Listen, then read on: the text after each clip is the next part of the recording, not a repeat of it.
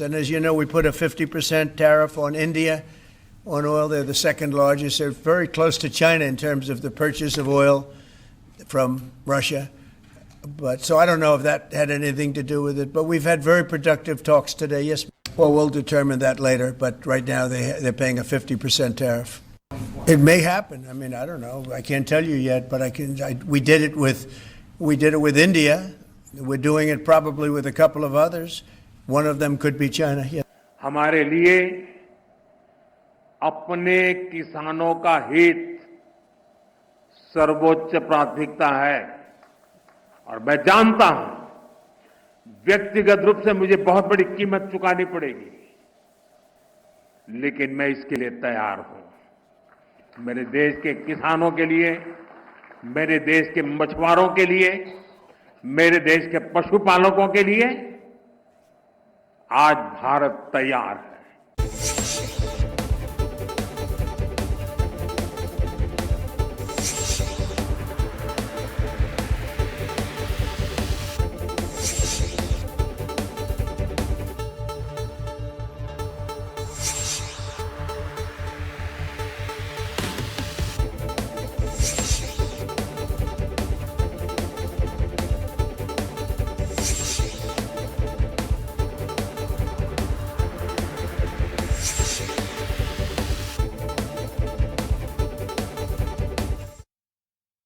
नमस्कार जनता, स्वागत है आपका। मैं हूं योगेंद्र। आप देख रहे हैं खास खबर, और खास खबर में हम बात करेंगे ट्रंप के ट्रैफिक वॉर पे।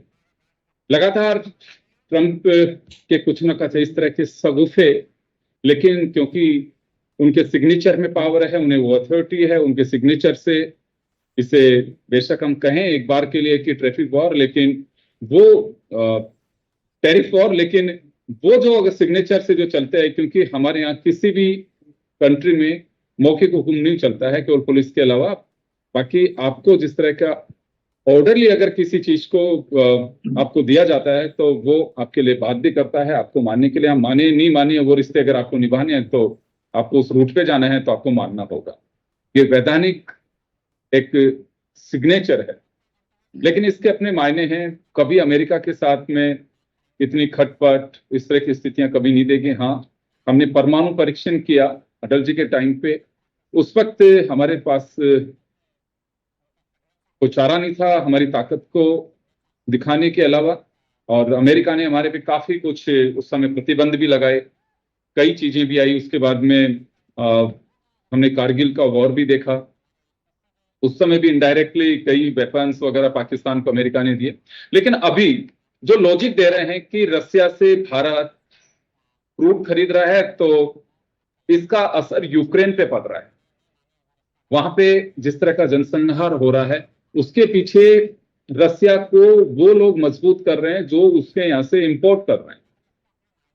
लेकिन जब पूछा जाता है ट्रंप साहब से कि आप भी यूरेनियम और खाद वहीं से ले रहे हैं, तो बड़ा रोचक उनका जवाब है कि इसका मैं पता कराऊंगा, मुझे पता नहीं। खैर चलिए, बात हिंदुस्तान के परिप्रेक्ष्य में हम करें तो वाकई अभी 14 तारीख तक का और वेट करना होगा। 25% जो टैरिफ लगाया वो तो लागू होगा ही, लेकिन एक उनका कहना है कि जुर्माना और है ये, तो हमारे कितना असर पड़ेगा, क्योंकि कुछ पॉलिसीज हम लोगों ने तय कर ली हैं, उनके साथ में हम कुछ चीजों को लेकर के आगे बढ़ने की भी सोच रहे हैं। लेकिन अब वो क्या कहीं ऐसे तो नहीं है कि वंस अपॉन ए टाइम हो जाएंगे। हम लगातार इस मुद्दे पर आप तक अपडेट करने की कोशिश कर रहे हैं। हमारे साथ गौरीशंकर गुप्ता साहब हैं जो विदेश मामलों के जानकार हैं, जयसिंह जी कोठारी साहब आर्थिक मामलों के जानकार हैं, और वरिष्ठ पॉलिटिकल एनालिसिस करने के लिए हमारे पास आदित्य कांत साहब हैं। सभी का स्वागत है। मैं गुप्ता साहब आपके पास आना चाहूंगा। जब हम ठीक एक दिन पहले चर्चा कर रहे थे, उसके 10 मिनट बाद ही एक और टैरिफ की खबर देखी हमने, और एजेंसी से खबर आई कि ट्रंप साहब ने तो एक और सिग्नेचर कर दी। अब क्या लगता है कि हमारे स्टेप सही हैं? प्रधानमंत्री नरेंद्र मोदी ने इनडायरेक्टली भी इस बात के लिए कह दिया है कि वो कोई भी कीमत चुकाने को तैयार हैं, लेकिन समझौता नहीं करेंगे किसानों के लिए, देश के हित के लिए। तो अभी हम ये मान के चल सकते हैं कि एक मामला आर पार का है, और चाइना ने भी, क्योंकि एक लिमिट होती है किसी के भी कुछ सहन करने की, वो लिमिट अभी ट्रंप साहब क्रॉस कर रहे हैं और हमारा धैर्य जवाब दे रहा है। योगेंद्र जी नमस्कार, हमारे को पैनलिस्ट को नमस्कार, सब ऑडियंस को नमस्कार। ये बड़ा फैसिनेटिंग फेज है। मेरे को याद आ रहा है जब ट्रम्प इंडिया आए थे लास्ट टेन्योर में, और अहमदाबाद में बहुत जबरदस्त उनका स्वागत किया गया था। जी और हाउडी मोदी, वहां पे मोदी जी वहां गए थे और बहुत जबरदस्त उनकी इक्वेशन रही। लेकिन जिस तरह से अभी ट्रम्प साहब इंडिया को सिंगल आउट करके इंडिया के अगेंस्ट में प्यूनिटिव एक्शन ले रहे हैं, वो एक बड़ा सरप्राइजिंग मूव है। क्योंकि हमारे से ज्यादा चाइना ऑयल इंपोर्ट करता है, ऑयल इंपोर्ट टर्की भी करता है, और गैस का मेजर इंपोर्टर जो है वो पूरा यूरोप है। तो वो एनर्जी इंपोर्ट वो भी कर रहे हैं, पैसा तो वही रशिया को ही जा रहा है। चाइना भी एनर्जी का इंपोर्टर, गैस का इंपोर्टर भी बहुत बड़ा है। तो इंडिया को सिंगल आउट क्यों किया गया, ये मेरे समझ के थोड़ा बाहर है। तो इसका रीजन मैं तो यही कहूंगा कि वो देख रहे हैं कि चाइना के साथ उनके उनकी ऑथोरिटी इतनी चल नहीं सकती, उनको जवाब मिल जाएगा। और इंडिया थोड़ा सा सॉफ्ट पावर है, तो उसको किसी भी तरह से दबाकर और अपनी जो ट्रम्प टैरिफ टायरानी है उसको इम्प्लीमेंट कर दिया जाए। तो इस तरह से उन्होंने ये मेजर लिया है। लेकिन इसके 2-3 कॉन्सिक्वेंसेज होंगे। पहले तो ये है कि पिछले 15 साल में भारत और अमेरिका के संबंधों में काफी प्रगाढ़ता आई थी। न्यूक्लियर, जैसे आपने कहा, 98 न्यूक्लियर एक्सप्लोजन्स के बाद में संबंध काफी टूट गए थे। उसके बाद वापस संबंध प्रगाढ़ हुए और तरह तरह के हमारे स्ट्रेटेजिक पार्टनरशिप बनी और बहुत से फील्ड्स में हमारे रिलेशंस बढ़े। और इंडिया को चाइना के अगेंस्ट में एक बुलवर्क माना जा रहा था। तो वो सारे के सारे जो स्ट्रेटेजिक पार्टनरशिप के जो एलिमेंट्स हैं, वो अब सारे एलिमेंट्स को इन्होंने तोड़ डाला है। अभी जो ये पॉलिसी मेजर्स ले रहे हैं, इससे तो सिर्फ चाइना को ही फायदा होगा। China will be the major, मतलब बेनिफिशियरी सबसे बड़ा चाइना ही होगा इस पूरे प्रोसेस का। तो एक तो ये बहुत बड़ी चीज है। दूसरी चीज ये है कि हमारा पहले से ही अमेरिका में ट्रस्ट थोड़ा कम रहा है, क्योंकि बार बार इन्होंने हमको धोखा दिया है। 71 बार में भी ऐसा ही किया, इसके बाद 94 में ऐसा किया, 98 में ऐसा किया। अब जो है ये ट्रस्ट लेवल और भी कम हो जाएगा, ट्रस्ट डेफिसिट बहुत कम हो जाएगा। और इसका कॉन्सिक्वेंस ये होगा कि भारत रसिया के साथ ज्यादा प्रगाढ़ संबंध बनाएगा। वापस जो हमारे संबंध रसिया के साथ प्रगाढ़ थे, बीच में थोड़ा सा हमने अमेरिका के साथ संबंधों को स्ट्रॉन्ग करने की कोशिश की थी। अब इन एक्शंस का रिजल्ट, डायरेक्ट रिजल्ट ये होगा कि हम अमेरिका को इग्नोर करेंगे और रसिया के साथ ज्यादा प्रगाढ़ संबंध बनाएंगे, चाहे वो वेपन्स के फील्ड में हो, चाहे वो एनर्जी के फील्ड में हो, चाहे वो किसी और यूएन रिलेटेड इश्यूज के ऊपर हो। तो ये बड़ा क्लियर कॉन्सिक्वेंस है। फिर जो इन्होंने जो टैरिफ लगाया है, मैं इसके बारे में कई, एक्चुअली ओबामा जी की भी एक बड़ा स्टेटमेंट आया है। उन्होंने कहा है कि दोनों डेमोक्रेसीज रही हैं, इंडिया और ओल्डेस्ट एंड ग्रेटेस्ट डेमोक्रेसी। उनका जो फ्रेमवर्क बन रहा था धीरे धीरे, और ओबामा ने भी उसको कंट्रीब्यूट किया था, वो फ्रेमवर्क इन्होंने पूरा डिमोलिश कर दिया है। तो ये जो डेमोक्रेसीज को प्रमोट करने वाली बात है अमेरिका और वेस्टर्न वर्ल्ड की, ये कहीं स्टैंड होती नहीं है, क्योंकि उल्टी डेमोक्रेसी को तो इन्होंने टारगेट किया है, जबकि चाइना जो ऑथोरिटेरियन स्टेट उसको टारगेट नहीं किया, या टर्की को टारगेट नहीं किया, या यूरोप को टारगेट नहीं किया, सिर्फ इंडिया को सिंगल आउट करके टारगेट किया है। ये बहुत ही अनफॉर्चुनेट चीज है, और मैं इस चीज में सहमत हूं कि हमें टफ स्टैंड लेना पड़ेगा। एक तो ऐसे क्राइसिस जो आते हैं वो देश की एकता के लिए अच्छे होते हैं, और देश को रीथिंकिंग के लिए बातें करते हैं, और हमारी जो आत्मनिर्भरता की जो नीति है उसको हमें स्ट्रेंथन करने के लिए कदम उठाने पड़ेंगे, इसको और ज्यादा इनोवेशन के लिए। वैसे भी हमारी डिपेंडेंस फॉरेन ट्रेड पे बहुत लिमिटेड है। हमारा टोटल जीडीपी का करीब 4-5% ही फॉरेन ट्रेड है, इतना ज्यादा नहीं है। तो इतना इम्पैक्ट हमारे ऊपर आएगा नहीं, और उसमें भी दो मेजर आइटम्स फार्मा और इलेक्ट्रॉनिक्स को एक्सक्लूड किया गया है। तो जी तीन आइटम्स हैं, एक तो जेम्स एंड ज्वेलरी, एक टेक्सटाइल्स और एक ऑटो पार्ट्स। इन चीजों के ऊपर ज्यादा असर पड़ेगा। अब वो कितना असर पड़ेगा डिपेंड करता है, बट जी मेरा मानना यह है कि एक्चुअली ये अ, वहाँ के जो यूएस के कंज्यूमर्स हैं वो अल्टीमेटली बियर करेंगे इस ट्रम्प टैरिफ को, क्योंकि जो इम्पोर्टर इसको पे करेगा और इम्पोर्टर उसको पास ऑन करेगा डिस्ट्रीब्यूटर को, डिस्ट्रीब्यूटर करेगा कंज्यूमर को। तो अल्टीमेटली कंज्यूमर को पे करना पड़ेगा, और जनरल ओपिनियन यही है कि वहां पर इन्फ्लेशन बढ़ेगा और कोई विशेष बेनिफिट उनकी इकोनॉमी को नहीं होगा। नहीं मिलेगा, बिल्कुल। लेकिन वो कुछ लोग, एक व्यक्ति ने कहा था कि ट्रम्प का तो एक दरबार है, इट्स ए रॉयल कोर्ट, कब किसकी सुनवाई हो जाए और क्या आदेश इश्यू हो जाए कुछ पता नहीं। तो let us wait and see what happens, what is the next page of his court order. Let us see. बिल्कुल जी, बिल्कुल आप सही कह रहे हो, क्योंकि हमने एक दिन पहले ही चर्चा कर रहे थे कि अमेरिकन खुद असहज हैं कि ट्रम्प की जो नीतियां हैं और ट्रम्प के स्टेप्स हैं उनको लेकर के, कि वो एक ऐसी स्थिति बनी हुई है वहां पे कि जैसे कहें कि असमंजस की, कि वो कब क्या कर दें कोई पता नहीं है। और ट्रम्प के भारत पर जो टैरिफ लगाया उसका चाइना ने भी अपने जो वहां का अपना एक समाचार पत्र है उनके, ये कहूँ कि एक तरह से मुख्य पत्र चाइना का गवर्नमेंट Global एजेंसी है, Times. हाँ बिल्कुल, उसके माध्यम से भी इसका एक तरह से विरोध जताया गया है कि ये उचित नहीं है। मैं कोठारी साहब के पास में जाना चाहूंगा। सर देखिए, कहीं रास्ते बंद होते हैं तो कहीं खुलते भी हैं, तो हमें कुछ एक ये हमारी भी एक एक्सरसाइज करने का वक्त है और कुछ रूट्स निकलेंगे। मैं कुछ आर्टिकल्स पढ़ भी रहा था तो कहा कि भारत के लिए एक अच्छे अवसर का टाइम है और हिम्मत से कुछ अवसर तलाशने चाहिए, इससे और मजबूती मिलेगी। देखिए योगेंद्र जी, सबसे पहले तो ये है कि अवसर तलाशने की बात तो ठीक है आपका कहना, लेकिन वो वर्ल्ड मार्केट की जब हम बात करते हैं तो उसमें कई साल लगते हैं। कोई ऐसा नहीं कि साल 6 महीने में आपके अवसर पैदा हो जाएंगे। हर जी कंट्री जो दुनिया के 15-20 बड़े कंट्री है, हर कंट्री अपने यहाँ पे सरप्लस प्रोडक्शन से जूझ रहा है कि मैं मेरा माल जो सरप्लस है कहाँ बेचूं। तो आपको अवसर तलाशने में भी भारी मतलब समस्या आएगी। इजी काम नहीं है। कॉम्पिटिटिवनेस आपकी कैसे बढ़ेगी? आप कोई इंसेंटिव, कई कंट्री से हमारे यहाँ जिसमें हम इंसेंटिव नहीं दे सकते एक्सपोर्टर को, फिर क्या करेंगे अपन? तो कैसे होगा?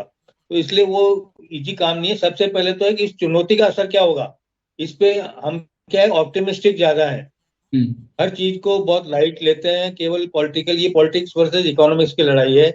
और इकोनॉमिक्स की लड़ाई, ये कॉम्पिटिटिव ट्रेड क्या होता है, इसकी शुरुआत ये कह लीजिए जंग में हम एंटर कर चुके हैं। हमारे यहाँ एक कहावत है कि प्यार और प्रतिस्पर्धा का न तो कोई नियम होता है न कोई प्रिंसिपल होता है। तो ये सेम, ये जंग वैसी है कि इसके बिना प्रिंसिपल के, बिना नियम के ये चलेगी। जो मेरा मानना है कि इंडिया के रेफरेंस में हम ये कहें कि हमारे यहाँ सुपर प्रॉफिट कमाने की जो एरा था या जो युग था, वो धीरे धीरे नॉर्मल प्रॉफिट के उसमें दौर में चला जाएगा, और जिसको ग्लोबल भाषा में कहते हैं कि ये मास्टरों को बदलने की व्यवस्था है। तो हम आने वाले 10 सालों में कई फील्ड के मास्टरों को बदलते हुए देखेंगे, कई बिजनेस को अप एंड डाउन जो भारी उतार चढ़ाव होते देखेंगे, और एक नई शेप बनने में कम से कम, मेरे ख्याल से कम 4 से 5 साल का समय लगेगा, जब हम जाके कोई कह सकते हैं कि हाँ हम इस एरिया में विनर हो सकते हैं, या वहां से हम इसकी भरपाई कर सकते हैं। जो मेरा सोच है, इसके इम्पैक्ट क्या क्या होंगे। 50% टैरिफ क्योंकि चाइना से भी ज्यादा है, इसलिए चाइना को तो हमसे ज्यादा एज अपने आप ही मिल गई, और चाइना से हम वैसे ही प्रोडक्टिविटी में कॉम्पिटिटिव नहीं है, तो सबसे पहला नंबर तो वो चाइना हमारा काट देगा। अब इसके जो पिटफॉल्स हैं, मैंने जो सोचा है वो है, एक तो ये प्रॉफिट्स ऑफ एक्सपोर्टर के प्रॉफिट सब खत्म हो जाएंगे। एक फार्मा पे, इलेक्ट्रॉनिक्स पे, जैसा आपने गुप्ता साहब ने बताया, वो अभी नहीं है, क्योंकि फार्मा कंपनियों को, वहां की फार्मा कंपनियों को अमेरिकी प्रेसिडेंट ने 2 महीने का टाइम दिया है कि आप अपनी कीमत को कम करो। तो वो पहले ये चाहते हैं कि हम वैसे ही बिना टैरिफ के दबाव में करके उनकी कीमतें कम करा दें, उसके बाद टैरिफ का डिसीजन होगा। तो ये कह लीजिए एक्सपोर्टर का हमारा जो प्रॉफिट है वो खत्म हो जाएगा, और कंपटीशन नया दूसरी कंट्री से पैदा हो जाएगा।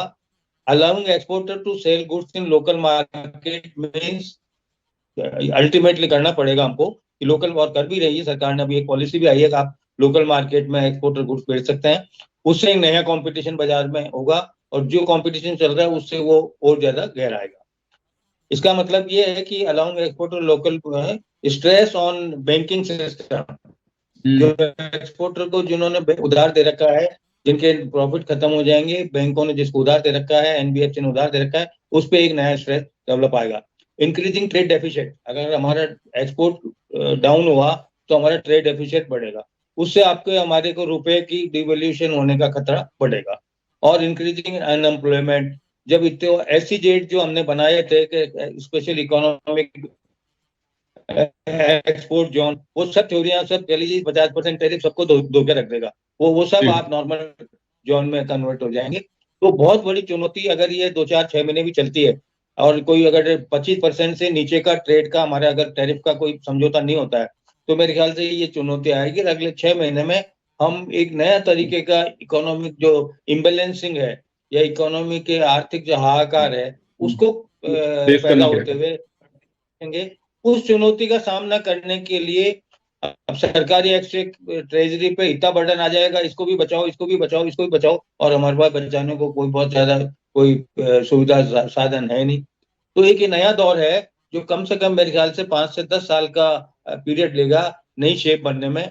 तब तक अपने अपनी समझ के हिसाब से अपने अपना जो आपके साधन है, जो आपकी समझ है, जो इंटेलिजेंस है, उसको उपयोग में लाते हुए अपना बचाव कैसे करे। सरकार की एक सीमा है एक्सपोर्टर की, अपने आप को कैसे करे, कौन से मार्केट को ढूंढे। सरकार तो रास्ता दिखा दे कि उस मार्केट में जाना तो एक्सपोर्टर को पड़ेगा, तो वो तरीका ढूंढना पड़ेगा। तो ये बहुत बड़ा चैलेंज है जिसको हम केवल ऑप्टिमिस्टिक या कह लें कि हम नया रास्ता ढूंढ लेंगे 6 महीने में सब हो जाएगा, ऐसा मैं मानता हूं नहीं हूं। ये चैलेंज है जिसको अब वियर करना पड़ेगा और इसके पिटफॉल भी हमको भुगतने पड़ेंगे, ऐसा मैं मानता हूँ।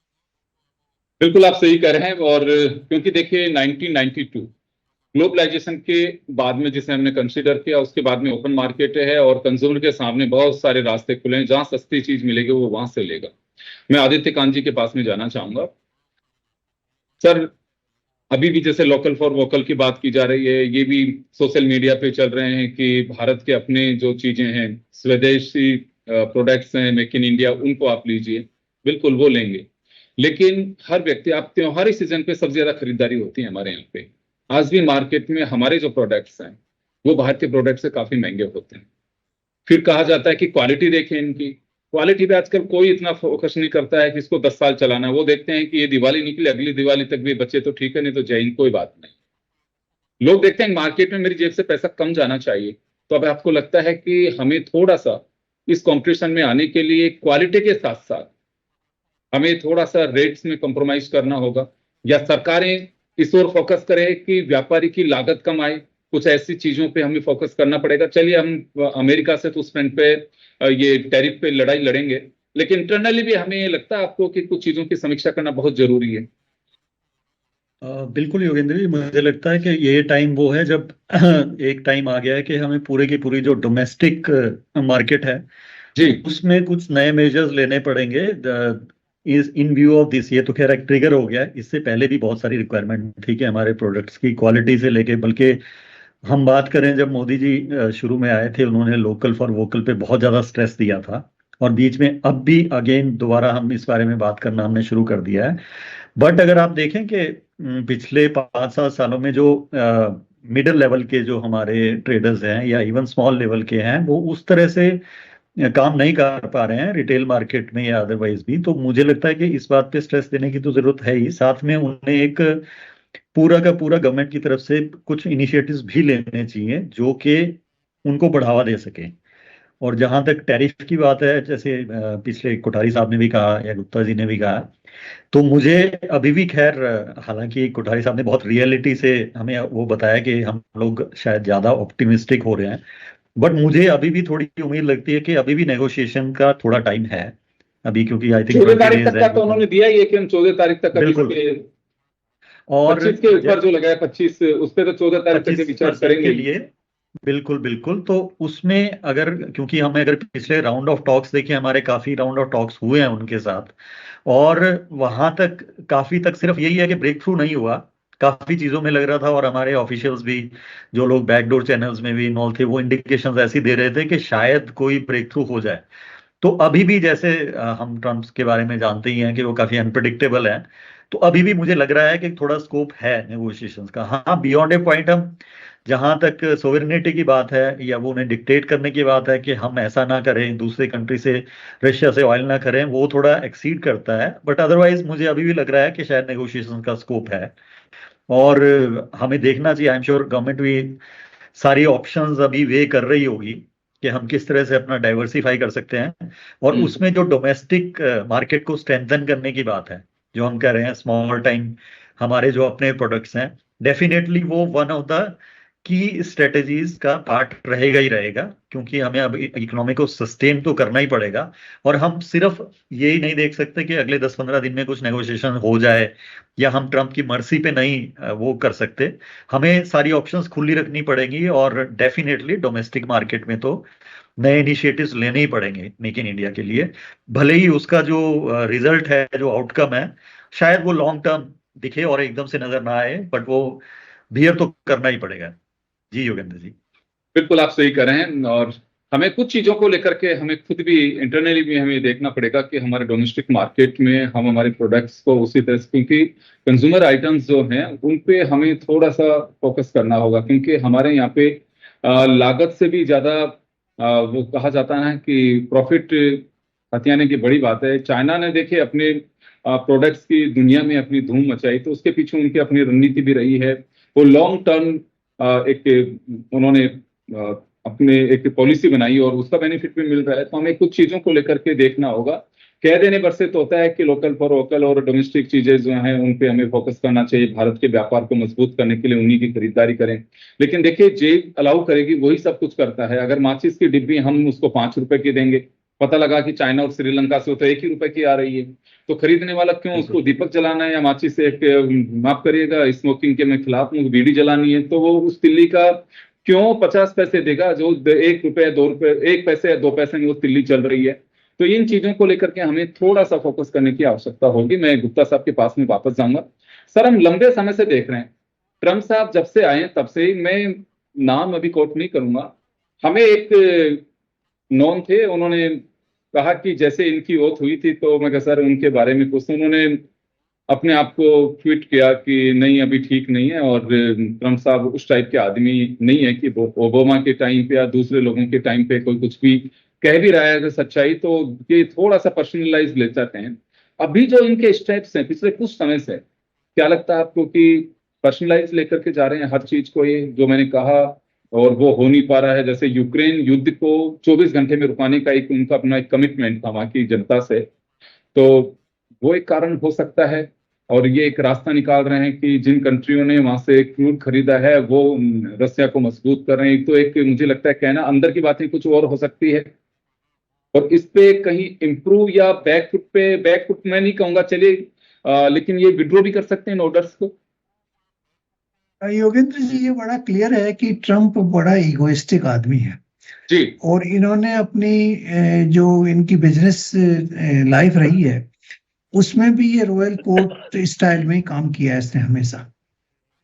ये हमारे जैसे पुराने राजा महाराजा जो होते थे उसी की स्टाइल है इसकी, कि सब लोगों से लॉयल्टी चाहता है ये। तो अब ये समझता है कि ये वर्ल्ड का सबसे पावरफुल प्रेसिडेंट बन गया, तो ये सब कंट्रीज की लॉयल्टी चाहता है। तो उसमें इन्होंने छोटे कंट्रीज को तो कोई बहुत महत्व नहीं देता। अब बड़े आप 10-12 कंट्रीज को लें तो उसमें क्वेश्चन यही आता है कि चाइना के साथ में ये ज्यादा कड़े स्टेप्स नहीं ले सकता, क्योंकि चाइना से इनको रेयर अर्थ मटेरियल लेना पड़ता है जो इलेक्ट्रॉनिक्स इंडस्ट्री के लिए बहुत एसेंशियल है। तो वो एक बहुत बड़ा प्लस पॉइंट है चाइना का। लेकिन हमारे अगेंस्ट में इन्होंने ये देखा कि इंडिया के पास इतना बड़ा कोई लिवरेज नहीं है।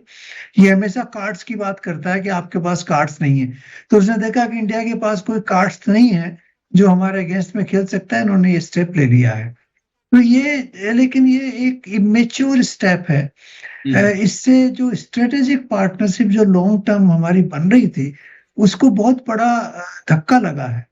मेरा तो हमेशा ये व्यू पॉइंट रहा है, पिछले अपने 2 सप्ताह में अपनी जो बातें हुई है, मैंने आपको कहा भी था कि मोदी जी को एक बार इनसे बात कर लेनी चाहिए थी इस बारे में, और हमारे को किसी चीज पे कॉम्प्रोमाइज करने की जरूरत नहीं है, लेकिन एक कम्युनिकेशन चैनल खुला खुला रहेगा तो कुछ गलतफहमियां दूर हो सकती हैं, और हो सकता है कि उनका ईगो भी इससे शांत हो जाए और वो फिर एक ट्रेड डील में फैसिलिटेट करे। तो मैं तो अभी भी चाहता हूं कि एक बार मोदी जी उनसे बात कर लें और उनका ईगो शांत हो जाए, उनको ये बता दें कि हमारे यहाँ देखिए करीब 40 करोड़ लोग एग्रीकल्चर और पशुपालन पे जिंदा रहते हैं।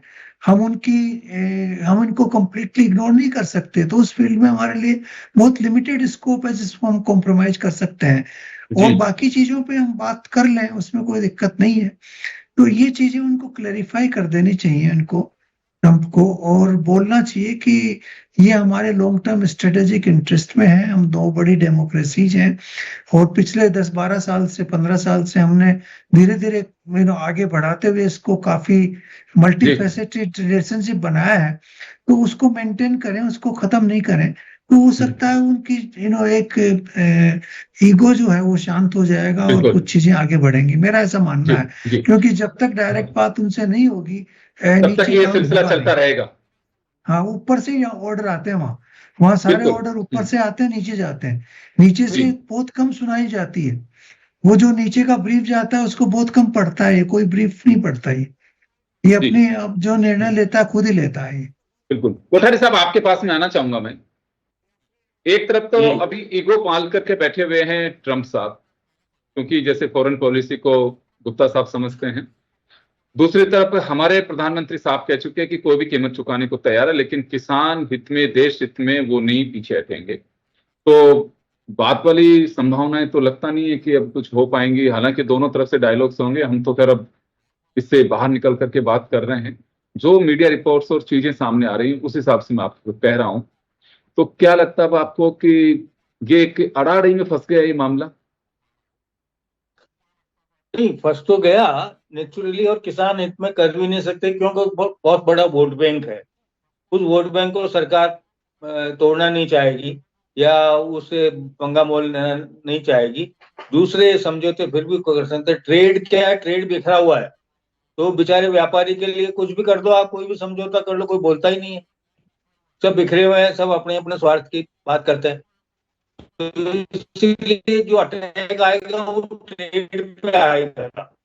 इस पर इकोनॉमिक्स का दौड़ है, तो इस पर जितना जो अटैक आता है इंटरनेशनल ग्लोबल ट्रेड में, वो बिजनेसमैन पे आता है, न कि आम आदमी पे आता है।